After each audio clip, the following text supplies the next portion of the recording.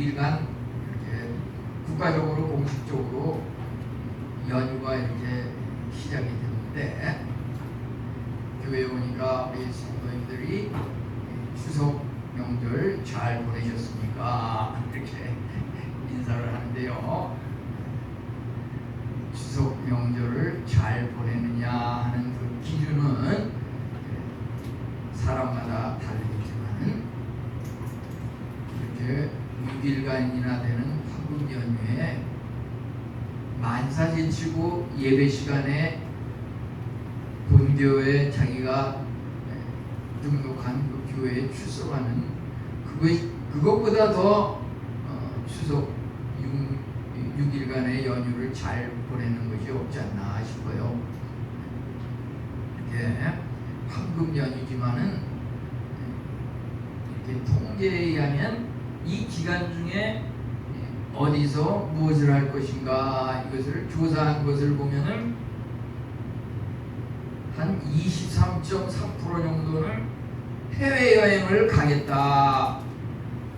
저도 하루 이틀 전에 인천공항에 갈 일이 있었는데 가보니까 뭐 사람들이 바글바글 해가지고서 정말 막 어깨가 밀릴 정도로 이렇게 사람이 붐비더라고요. 외국에서 들어오는 사람, 외국으로 나가는 여행객.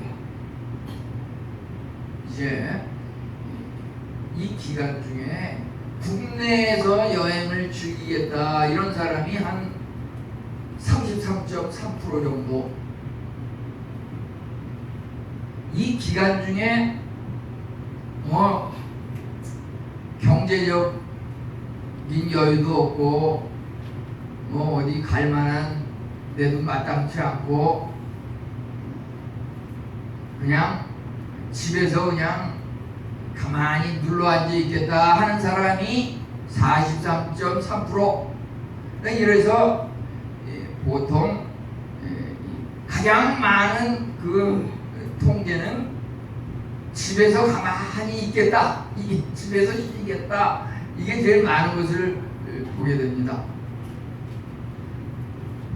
외국에서는 물론 추석 명절을 별로 이렇게 지내고 따지지는 않지만 이 기간 중에 또 이렇게 강원도 이 설악산, 속초 이 지역이 우리나라에서 그래도 제일 대표적인 명소잖아요. 여행 명소인데 그 강원도의 그 신문에 지역지에 이제 난 걸 보니까 뭐 28, 29일 그 즈음에 외국의 그 카나다에서 온 관광객 중에서 유도 선수 6명이 이제 그 설악산을 갖다가 이제 방문을 해서 올라가는데 거기 가가지고서 이 흔들바위라는 데를 이제 가가지고서 뭐 가이드 여행 안내하는 사람들의 그 설명을 가만히 들어보니까 이 흔들바위는 어떻게 무겁고 세지 웬만한 사람이 이렇게 흔들려고 해도 흔들리지도 않고 굴러가지도 않고 벌써 수십 년 이렇게 그 말을 듣고서 이 힘센 이 카나다의 유도 선수 6명이 동시에 둘러서 가지고서 호흡을 맞춰가지고 말이죠. 이 흔들바위를 갖다가 영차하면서 으쌰하는 순간에 그냥 그것을 이제 동시에 힘을 합쳐서 밀쳤는데 아이고 흔들바위가 말이죠. 훌렁훌렁 굴러가가지고서 그 설악산 마을에 떨어졌다 그러는데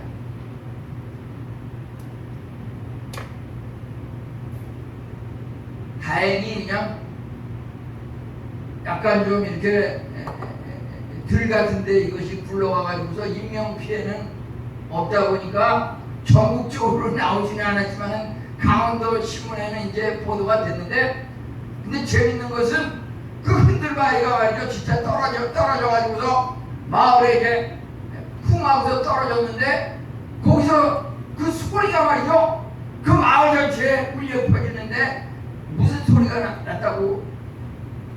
우리 강원도 신문 혹시 이태원 형제님 혹시 강원일보에 나온 거 보셨어요? 보죠? 그러니까 강원도 신문에만 났는데 뭐 그 흔들바위가 떨어질 때 말이죠 뭐라고 소리 났냐 그러면 뻥이야! 그렇게 세 글자로 소리 뻥이야!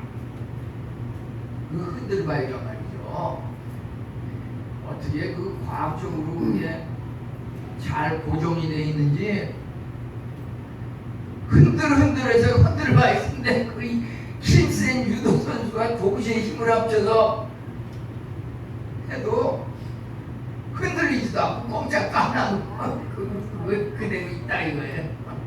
지금도 그대로 있어요. 그거 지금 유도 선수가 아무리 그거 이렇게 해가지고서 그 신문에 났지만 뻥이거든요. 그 뻥. 흔들릴 수도 없는 거고 굴러가 내려갈 수도 없는 거예요.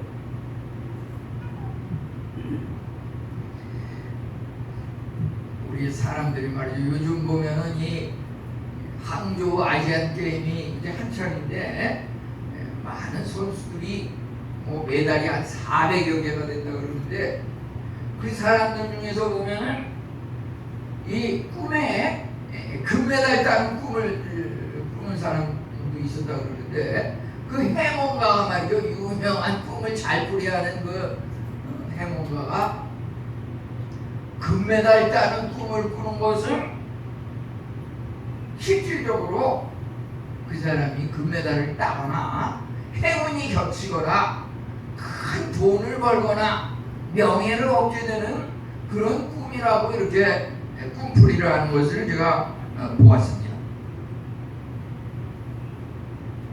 여기 오늘 읽은 말씀은 말이죠. 이 스가랴 선지자가 기도하는 가운데 하나님으로부터 천사를 보내셔서 꿈의 그 환상으로 나타나서 음성을 들려주셨는데 그 내용이 뭐냐 하면은 여호와께서 스룹바벨에게 말씀하시기를 이는 힘으로도 되지 아니하고 능력으로도 되지 아니하고 오직 나의 영으로 되느니라 이런 말씀을 들려주셨는데 그 내용이 의미하는 바는 뭐냐면은 이제 이스라엘이 바벨론 포로에서 해방이 돼가지고 이제 고국으로 이스라엘로 돌아오고 예루살렘으로 돌아오면서 이제 성전을 건축할 수 있는 그런 기회를 맞이하게 되는데 말이죠. 이 스룹바벨이라고 하는 사람은 당시에 유대 총독이었습니다.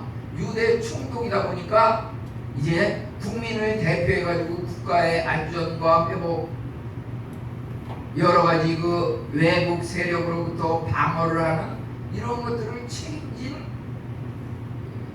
통치 지도자인데 이 스룹바벨이 아무리 통치 지도자지만 당장 바벨론에서 해방이 돼가지고 이스라엘로 들어왔을 때 어떻게 이 성전을 재건하고 백성들에게 집을 다 짓고 평화로운 그러한 삶을 회복할 수 있을지 이것을 생각하니까 압이 깜깜한 거예요. 압이 깜깜한 건데 이 스가랴 선지자가 이제 스룹바벨을 향해서 들려준 그 천사의 음성을 들려주면서 네가 고민하고 있는 그 여러 가지 일들 그것은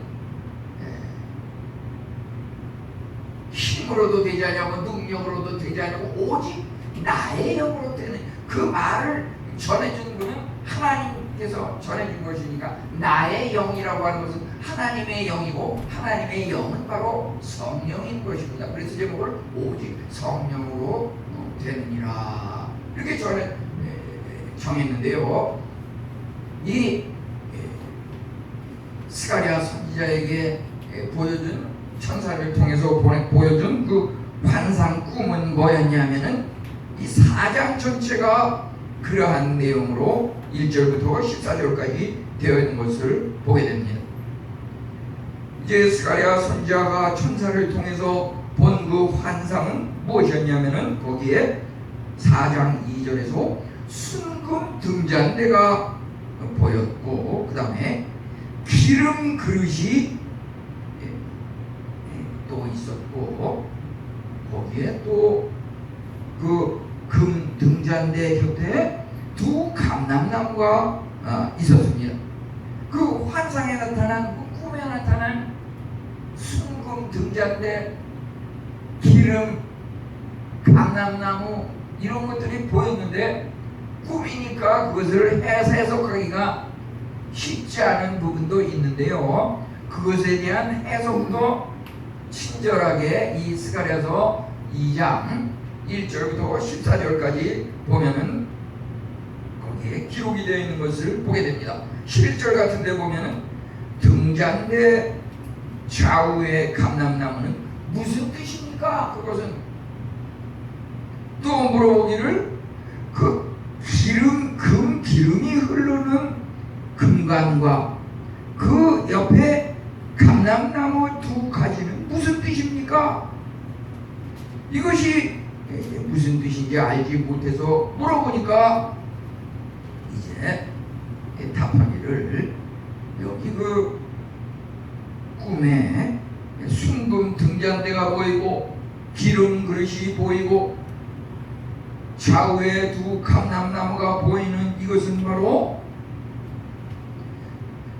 성전이 회복되고 성전이 완성되고 백성들의 그 복지와 평안이 이제 회복되는 그러한 것에 대한 꿈이고 그러한 것을 하나님께서 보여주시는 그런 장면이었다고 이렇게 성경은 말하고 있습니다.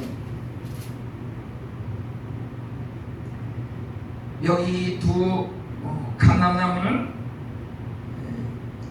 여호수아 선지자와 또 스룹바벨 유대 총독을 말하는 것이라고 볼 수 있고요. 오늘날 예수 그리스도와 성도를 상징하는 거라고 볼 수가 있습니다. 그 기름 그릇과 순금 등잔대, 그 순금 등잔대에 기름이 들어가면서 거기서 불이 타오르는 이것은 바로 그 기름이 의미하는 그 성령의 불길. 이제 이 성전 건축이 식민지배에서 해방되어서 뭔가 회복을 하려고 하는데 어떻게 회복을 할지 앞이 깜깜한 이러한 상황에서 우리도 말이죠. 예를 들어서 결혼을 해가지고서 애들을 잘 키우고 어떻게든지 다른 집 자녀들보다 더 훌륭하게 키우고 싶은 것이 우리 다 꿈이지만은 둘만 있을 때는 이제 그런 꿈을 마냥 가지고 있었지만 이제 자녀가 이제 점점 커가지고 애기에서 어린이에서 청소년에서 이제 청년으로 점점 커지게 되면은 그 좁은 그 방 한복판에서 살기가 어렵죠. 그러다 보니까 우리 보면 선교사님, 이집트 선교사님들도 그러잖아요. 몇 년 전만 해도 그 애들이 어리니까 그냥 여기서 그냥 다 이렇게 계셨는데 그 자녀들이 막 그냥 그 막내 교회만 지금 고등학교 거기를 이제 한 1년 반 정도 남겨놓고서 공부하러 지금 다시 가는데 그 이내 신의 정하고 그 전부 그냥 대학생 청년이 돼가지고 뭐 체구가 그냥 산더미 많은데 이 좁은 그 사택에서 거하기가 만만치 않으니까 저쪽 저기 무슨 합정동에 있는 선교사님들을 가족을 위한 그런 약간 좀 저렴하게 이렇게 이용할 수 있는 그 선교사 숙소가 있다고 그러는데 거기 가서 이제 지낸다고 이제 이렇게 나가 계신데, 마찬가지예요. 우리 성도님들도 보면은 자녀들이 자꾸 점점 커지면서 방에 한 칸 있을 때는 두 칸으로 가야 되고, 두 칸 있을 때는 어떻게든지 세 칸 있는데 또 이전을 하려고 그러고, 그러다 보면은 야, 이거 물질이 필요하고 가정에 또 다 자녀들이 건강하고 문제가 없고 이래야 되는데, 또 자녀들이 크면은 큰다 그래서 문제가 해결되는 게 아니라 그들이 또 취업을 하려고 그러면은 사회적인 어떤 사람들이 인정하고 알아주는 그러한 경력이 또 있어야 되고, 이런 여러 가지 이것들이 필요하게 되는데, 우리 생각에는 돈만 있으면, 사회적인 어떤 학벌이나 배경만 있으면, 부모님의 뒷받침하는 그 가문의 배경만 있으면 그것이 다 해결될 것 같지만, 실질적으로 맞부딪혀 보면은 그것이 쉽게 해결되는 게 있지만은 해결되지 않는 것들도 많다고 하는 것입니다. 우리 보면은 예를 들어서 노벨이라고 하는 사람이 다이너마이트를 발명했는데요. 그가 다이너마이트를 발명할 때에는 그 목적이 뭐였냐면은 어떻게 해서든지 사람들에게 도움이 되고 유익한 그러한 것을 목표로 이제 다이너마이트를 발명했다고 그러는데요. 막상 그것을 발명하고 보니까 다이너마이트가 사람들의 어떤 복지라든지 삶의 그 유익을 위해서 쓰이는 것이 아니라 전쟁을 하는 데 쓰이고 사람을 죽이는 데 쓰이는 그것을 보고서 이 노벨이 눈물을 펑펑 흘리면서 내가 세상을 헛살았구나. 그 다이너마이트 하나 발명하기 위해서 그가 보니까 유럽의 한 3개 이상 나라에 가가지고서 무슨 화학이라든지 과학 이런 걸 전공하는 그거를 공부를 굉장히 많이 했더라고요. 그래서 다이너마이트를 발명을 했는데, 그것이 사람을 죽이는 데 쓰이는 것을 보고서 눈물을 펑펑 흘리면서 내가 이거 헛살았구나. 세상을 평화롭게 인류에 도움이 되는 그것은 다이너마이트의 무기가 아니구나. 그것을 깨달으면서 이것은 정말 하나님의 능력이 아니고서는 그러한 것이 이루어질 수 없다는 그런 고백을 하면서 그가 임종이 다가왔을 때 우리나라 돈으로 말하자면은 한 50억 정도를 이렇게 투자를 해가지고 말이죠. 인류의 그 평화에 도움이 되는 그러한 것을 갖다가 발명하고 그러한 유익을 끼치는 그러한 것을 삶을 통해서 기여한 사람에게 노벨 평화상이라고, 노벨상이라고 하는 것을 갖다가 제정을 해가지고서 거기에 기부를 하고서 이렇게 주었다 그러는데요. 이와 같이 노벨상이 제작된 그 유래를 살펴보면 말이죠. 인간이 뭔가 힘과 무력으로 세상을 침해하고 싶은 마음에서 했지만 그것이 되지 않는다는 것을 뒤늦게 깨달았다고 하는 거예요. 그래서 이제 노벨상을 통해 가지고서 거기에 그 상을 받는 사람들을 보면은 뭔가 인류의 그 평화와 복지와 안녕을 위해서 크게 기여하는 사람들이 그 상을 이렇게 받게 되는 것을 보게 되는데요. 우리가 과연 영혼을 구원하는 것, 인류를 유익하게 하는 것, 그것이 무엇인가 생각할 때 정말 여기서 스가랴 선지자가 스룹바벨에게 성전을 재건하고 국가의 국민의 평화로운 생활을 회복하는 이러한 문제에 있어서 그것이 힘으로도 되지 않냐고 능력으로도 되지 않냐고 하나님의 영으로 된다고 이렇게 말하고 있는 것은 여기 그 앞에 나오는 힘으로도 되지 않냐고 그 힘이라고 하는 것은 군대라고 하는 말이다. 군대, 군사, 어떤 공동체의 합쳐진 힘, 그것을 여기에 힘이라고 그랬고요. 두 번째 나오는 능력으로도 되지 아니하며, 이것은 개인적인 어떤 능력이라든지 개인적인 어떤 재능, 그런 것을 의미하는 것입니다. 어떤 공동체의 힘, 개인적인 똑똑함, 그것이 우리의 그 목표한 바를 이루는 것이 아니라 하나님의 성령을 통해서 오직 그것만이 이루게 할 수 있다고 여기 스가랴서 4장 6절은 말하고 있는 것입니다. 이로 인해서 그 예루살렘 성전, 사실은 이것이 2차적인 예루살렘 성전의 그 스룹바벨 성전 재건축이라고 그러는데 이것이 기간이 한 20년 정도 걸린 것을 보게 됩니다.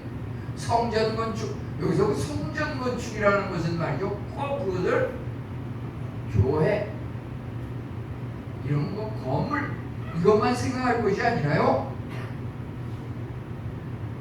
교회라고 하는 것, 여기서 말하는 것, 성전이 무너지고 성전을 다시 재건한다고 하는 의미는 바로 고린도전서 3장 16절에 나옵니다.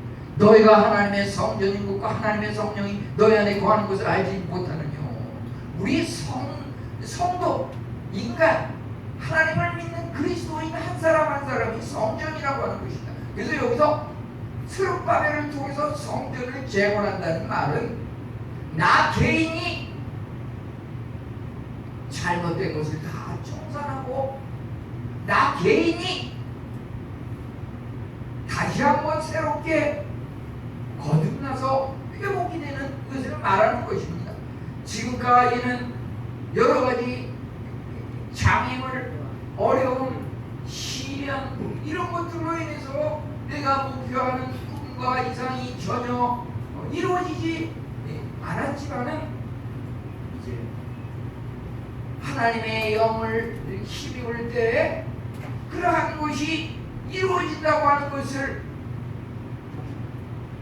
스가랴의 그 꿈의 환상을 통해서 순금잔 등잔대와 기름과 두 감람나무를 보여주면서 그의 목표한 바가 하나님의 성령의 힘입어서 이루어지는 이것을 보게 되는 것이고, 그 기간은 무려 한 20년이 걸렸는데 사실 성전 재건이라고 하는 것이 20년이 걸렸다고 하는 말이죠. 눈에 보이는 성전도 그러하거니와 우리 하나님을 믿는 거 말이죠. 사실 우리 11월 19일 온 가족 총출석 새신자 1명 인도 이렇게 하지만 그것이 절대 강제적인 의무나 책임은 아니고요, 마음에 우러나는 대로 이렇게 하시면 되는데요, 사실상 우리가 선교사님들이 아랍이라든지 모슬렘 지역에 가면은 심지어 성경책 자체를 가지고 들어갈 수 없는 그런 나라도 있는 것이고, 거기서 아랍 지역에 선교사로 가가지고서 10년, 20년을 선교사로 헌신하지만은 그 모슬렘권 국민 한 명도 전도하기가 정말 힘들었다. 솔직히 말해서 20년 마치고 한국에 돌아왔는데 솔직히 말해서 아직 한 명도 전도 못했다. 이런 고백을 하는 사람이 있다고 하는 것입니다. 우리가 1년, 2년 이렇게 전도지 준다고 해서 그 전도가 하나님 앞으로 그 성도가 인도되는 것이 아니라 스룹바벨 성전 재건도 20년이 걸렸다고 하면 내가 하나님의 그 백성으로 자녀로 구원을 얻고 하나님을 나의 구주로 고백하는 그런 믿음의 자녀를 잉태하는 그 일은 정말 20년이 아니라 30년, 40년 내 평생에 한 명도 제대로 하기가 쉽지 않은 것입니다. 계속 그것을 지켜봐야 되는 그런 부분이 있어요. 이제 여기 스마트폰 이것을 이렇게 보면은 얼마 전에 그 일본에 가가지고서 지금 그 젊은 부부가 이제 거기서 이제 생활을 하고 있는데 그 형제도 그렇고 자매도 그렇고 둘 다 이제 중고등부 시절에 제가 이제 그 교사로 가르쳤었는데 그 자매가 말이죠. 매주 이제 하루만 안 오고 그냥 집에 찾아가가지고 내가 만나보고 이러면서 이렇게 생활을 했는데 그 메시지를 보낸 게 있어요. 보낸 지 받은 지가 한 2달여 됐는데 보면 제가 목사지만 그 중등부 선생님을 했었기 때문에 아직도 저한테 그냥 선생님이라고 그래요. 선생님, 제가 선생님 때문에 예수님을 믿게 됐는데 너무 감사해요. 그 글자를 이렇게 몇 글자 썼는데요. 그런 영혼이 정말 한 명이라도 있다고 하는 그것이 너무 감사한 거예요. 우리 또 그런 한의사 동료 중에서 후배 중에서 말이죠. 제가 보는 너무 이것이 이거 신대원에서 이제 공부를 하면서 너무 힘들고 지쳐가지고서 풀이 죽어가지고 늦은 시간에 이렇게 전철을 타고 가는데 우연히 후배 하나를 만났는데요. 그냥 이렇게 인사만 서로 주고받았는데 나중에 그가 말이죠. 이렇게 신학대학원에 들어가가지고서 지금은 백석 신학이라는 데를 나와가지고 지금 목사가 돼가지고서 있는데 그 친구가 나중에 이렇게 개인적인 자리에서 얘기하는데 그러더라고요. 저는 그 선배님이 그 지하철에서 늦은 시간에 나랑 만났을 때 잠깐 보고서 한마디 이야기 나는 그것이 참 도전이 돼가지고서 이렇게 신학교에 가가지고서 목사 안수까지 받았다고 이렇게 고백하는 그 후배를 봤어요. 우리 정말 하나님을 믿는다고 하는 것이 하루 이틀에 되는 것은 아니고 말이죠. 우리 인간은 그렇지만은 우리의 목표한 것들 그들을 세상적으로는 자랑하기를 좋아합니다. 거대한 바다와 강을 연결하는 다리들, 터널, 그 산맥을 뚫는 그 터널, 그 길이가 말이요. 그 우리나라에서는 제일 긴 그 해저 터널이 보령 해저 터널이라는 게 한 57km 정도 된다 그러는데요. 이 터널 중에서 세계에서 제일 긴 터널은 고트와르트 베이스 터널, 죄송합니다. 보령 해저 터널은 6.9km. 이 알프스 산맥을 뚫어서 가로지르는 그 고트와르트 베이스 터널은 57km. 57km가 그냥 물터널 그냥 쭉 그렇게 달려가는 걸 생각해보면 이렇게 긴 걸 어떻게 사람이 지었을까? 그걸 지은 사람은 정말 내가 이것을 지었다.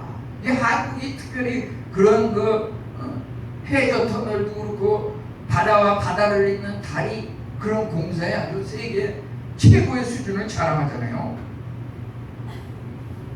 그렇지만 그러한 것에도 그 배후에 하나님께서 역사하시고 주장하시는 것을 우리는 인정을 해야 하는 것입니다. 어제도 이렇게 보니까 이 오후 늦게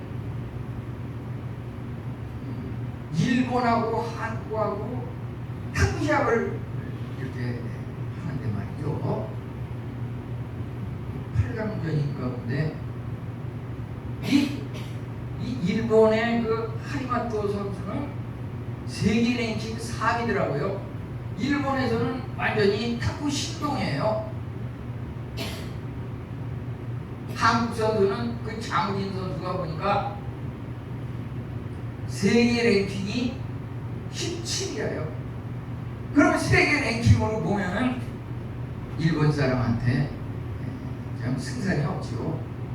아니나 다를까 시합을 하는데 보니까 총 4세트를 따야 이기는데 보니까 1세트, 2세트, 3세트 그냥 3대 0으로 그냥 일본 선수가 계속 이기니까 그냥 막 일본 선수가 그냥 막 손을 흔들면서 그냥 막 얼굴에 그냥 아주 기쁨과 자만의 그 미소를 띄우는데 참 아주 그냥 어떻게 보면 참 안이 꼽더라고요. 근데 말이죠, 세트 3대 0이었지만은 이제 4세트에 가는데 말이죠, 이 장우진 선수가 이렇게 해가지고 이겼어요. 그 세트 3대 1이 됐어요. 그러지만은 3대 1인데 앞으로 계속 3번 연속 이겨야 되는데 일본 선수 그냥 한 번만 이기면 그냥 이기는 거잖아요.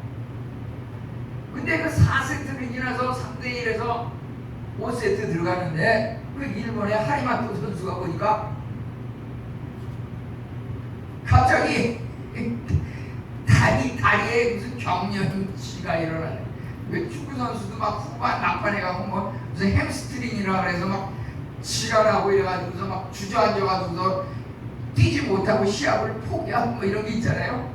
그 일본 선수가 그 다리가 막 이렇게 해가지고서 발이 잘 떨어지질 않으니까 처음에는 그냥 뭐 아닌 척하고 몇 번은 이렇게 받아 넘기고 그랬는데 도대체가 이쪽으로 하면은 일이 움직이지를 못해요. 다리가 떨어지질 않으니까.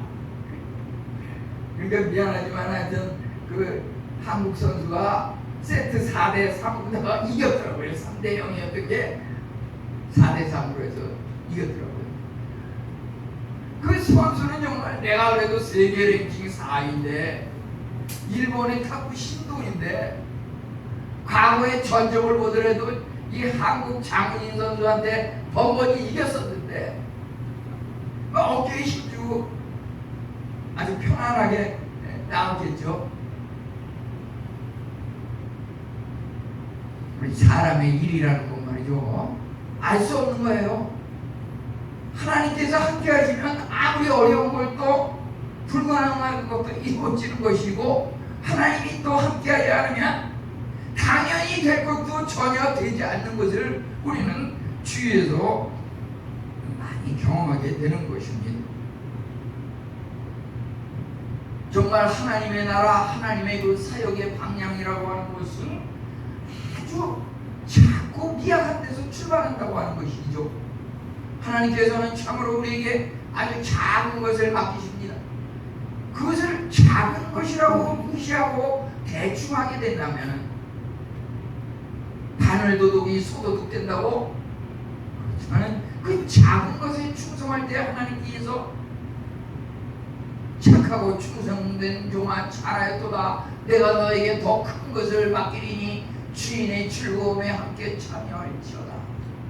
정말 하나님의 나라는 말이요, 천국은 어떤 것이냐 하면 겨자씨 하나님과 같으니 그 겨자씨가 말이요 아니면 눈을 크게 떠야 보일 정도로 아주 미약하고 작은 거지만 그것을 심어서 자라날 때에는 이제 나무가 무거지고 그늘이 형성이 되며 지나가는 새가 거기서 깃들여 가지고서 쉬는 그런 그늘을 이룬다고 하는 것입니다. 그것이 바로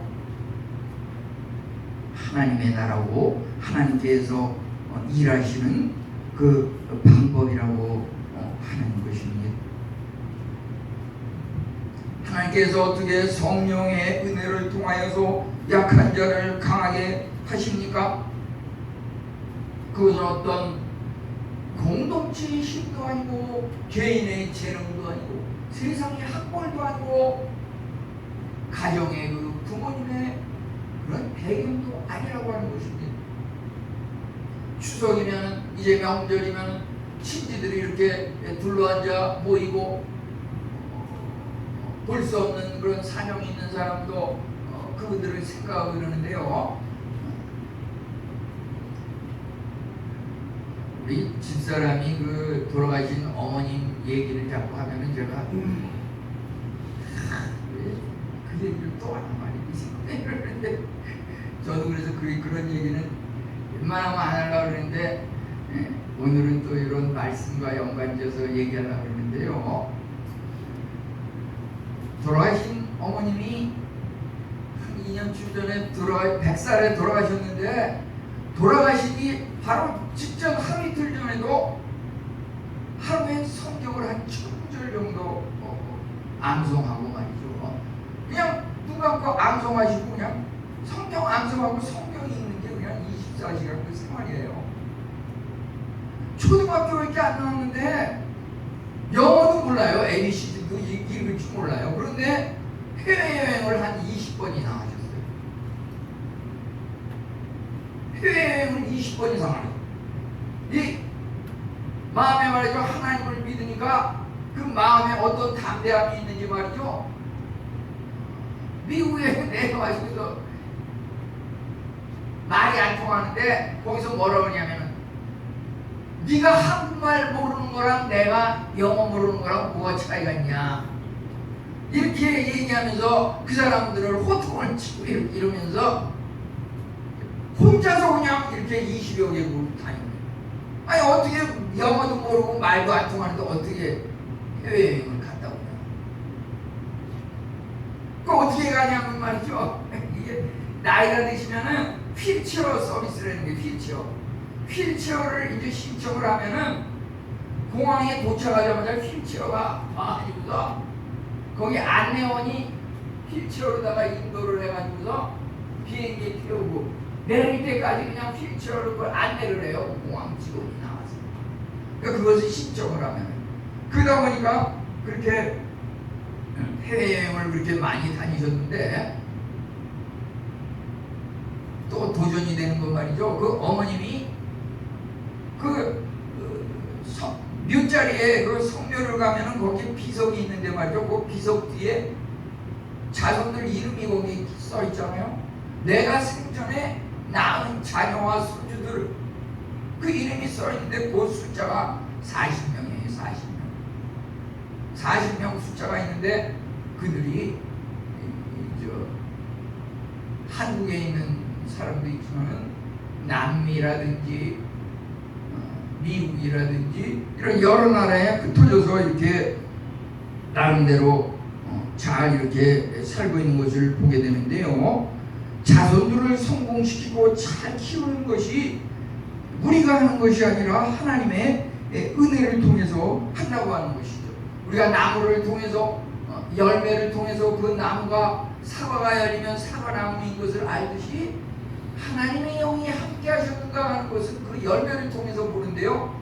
성령님의 성령나무의 열매라고 하는 것은 우리가 어떤 환상이라든지 어떤 기적을 행하는 그러한 것들이 성령의 열매만은 아니라고 하는 것입니다. 성령 열매라고 하는 것은 사랑과 희락과 화평과 오래 참음과 자비와 양성과 충성과 온유와 절제 그 내용들을 가만히 보면 말이죠. 그냥 평범한 일상생활에서 내가 권위주의적이지 않고 겸손한 마음으로 아버지의 역할을 감당하는 것, 순종하는 마음으로 참으면서 이렇게 기쁨으로 아내의 역할을 감당하는 것, 부모를 공경하고 친구들과의 우애를 잘 지키면서 생활하는 것, 자녀가 되는 것, 또 공무원 직장인이라 그러면은 거짓말하고 그러는 것이 아니라 정직하고 순결한 그런 자기 맡은 역할을 감당하는 것, 그런 것들이 성령의 열매라고 하는 것입니다. 우리가 무슨 눈에 보이는 거창한 너무 그런 것을 갖다가 나의 영으로 성령으로 승리한다고 그렇게 생각하시면 안 되는 것입니다. 그러면은 이러한 것들을 어떻게 우리가 실천할 수 있을까요? 기도야말로 성령을 우리에게 불러오는 통로라고 하는 것입니다. 스가랴의 기도와 엘리사의 기도를 소개하면요, 스가랴가 기도할 때 여기 4장 2절부터 14절 사이에 보면 스가랴가 기도할 때 특별히 어떠한 것들이, 특별히 여기 스가랴 2장 5절에 보면은, 2장 5절에 보면 스가랴가 하나님 앞에 기도할 때 하나님께서 무엇을 보여주셨냐 하면은, 성곽, 불로 둘러싼 성곽이 되며 그 가운데 영광이 되리라. 성곽과 영광을 보여주셨는데요, 이 성곽과 영광을 보여주셨다고 하는 것은 열왕기하 6장 17절에 엘리사가 기도할 때 불말과 불병모가 산에 가다가요 엘리사를 둘렀더라. 당시에 그 아람 군대가 이스라엘을 침범했을 때 엘리사가 하나님 앞에 기도하니까 아람 군대 주위에, 예루살렘 주위에 불말과 불병거가 가득히 있는 것을 하나님께서 보여주셨습니다. 바로 이 성곽에 둘러싸여 있는 불말과 불병거, 이와 같은 환상은 바로 하나님께서 도우셔서 아람 군사를 물리치는 그 예언을 보여주신 것이고, 스가랴의 기도의 응답은 바로 성전의 재건축 회복과 국민 백성들의 복지가 회복되는 것을 여기서 말하고 있는 것입니다. 요엘은 참으로 기도를 통하여 그에게 예언이 임함에 어떤 일이 있었습니까? 요엘서 2장 28절에 보면은 내 영을 만민에게 부어주리니 자녀들이 장래일을 말하며 늙은이는 꿈을 꾸며 젊은이는 이상을 볼 것이며, 이와 같은 성령의 역사는 과거의 선지자 하나님께서 특별히 기름 부으신 자들을 통해서 일부 제사장, 대제사장을 통해서 임하였지만은, 오늘날은 우리 성도에게 예수님께서 십자가에 못 박혀 돌아가심으로 성전 휘막이 이제 찢어지고 우리가 곧장 하나님 앞에 도달할 수 있게 되었다고 하는 것입니다. 우리 기도라고 하는 것은 바로 성령을 불러오는 통로인 것입니다. 이 주전에 보면은 여기에 그 영상을 비추는 저 줄이 말이죠, 전선이 끊겨가지고서 잘 비춰지지가 않고, 이래서 우리 또 박 목사님께서 저것을 이렇게 구해 오셔가지고 이렇게 연결해서 지금 잘 이렇게 되고 있는데요, 여기 보면은 전력회사에서 전기가 계속 공급되고 있는데, 이것을 연결하는 그 전선이 끊겨가지고서 연결을 못 해준다고 하면은 전혀 이것이 비춰지지가 않고 찬송 말씀이 여기에 자막이 비춰지지 않는 것입니다.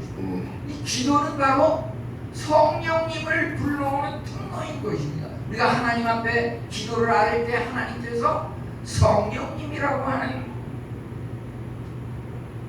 그 분을 기도의 그 전선을 통해서 보내주시는 겁니다. 기도를 하지 않는 사람은 아무리 좋은 것이 넘치고 우리 주위에 그것이 기다리고 있어도 그것이 우리는 체험할 수 없고 알 수가 없는 것입니다. 그러지만 우리가 기도를 하는 사람에게는 스가랴의 기도, 엘리사의 기도, 히스기야의 기도, 사무엘의 어머니 한나의 기도, 그 모든 기도를 통해서 하나님께서 불가능을 가능케 하는 이런 성령님의 역사를 보여주시는 것입니다. 우리는 참으로 기도하며 우리 개인이 구원에 이를 뿐만 아니라 또 우리 주위 이웃들을 구원에 이르게 하는 이러한 역할을 감당해야 할 것입니다.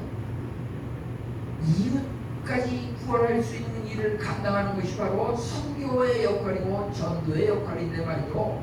나만 구원하는 것이 목표가 아니라 최종 목표는 다른 사람을 구원하고 이웃을 구원하는 것입니다. 우리가 선교사에 보면은 가는 선교사와 보내는 선교사가 있다 그러는데, 보내는 선교사라고 하는 것은 직접 해외 현장에 나가지는 않지만 기도를 통해서 물질적인 후원을, 헌금을 통해서 후원하는, 그것도 선교사라고 하는 것입니다. 우리가 이 두 가지 중에 한 가지 역할을 감당할 수 있기 바랍니다.